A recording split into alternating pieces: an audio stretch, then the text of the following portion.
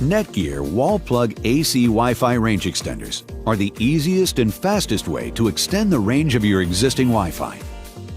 To begin, first unbox your extender. Then, plug the extender into an electrical outlet. For a seamless installation, we recommend that you complete the basic setup in the same room as your current router. To determine if your router supports WPS setup, look for a WPS button on the front or back of the router.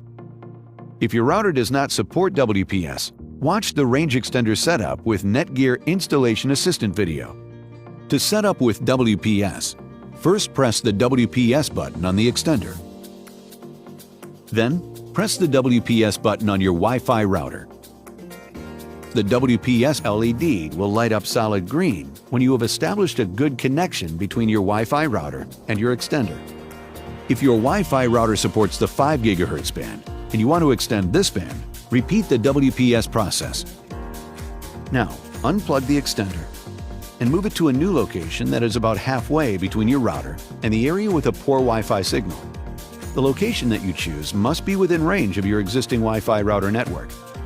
Plug the extender into an electrical outlet and wait for the power LED to light green. Once powered on, use the router link LED to help you choose a location where the extender to router connection is optimal. If the router link LED lights amber or green, you found a good location for the extender. If the LED lights red, plug the extender into an outlet closer to the router and try again. Moving the extender closer to the router will improve the connection, but will reduce your extender's coverage. Once you've found a good location for your extender, connect your client device using the new network name. The extender uses your existing Wi-Fi name and adds _2GEXT or _5GEXT at the end. When connecting, make sure to use the same Wi-Fi password as your router. If you're using a mobile device, connect in the same room as the extender, and then move to the area with a poor router Wi-Fi signal. Once your devices are connected and placed in the dead zone, return to the extender and check the client link LED.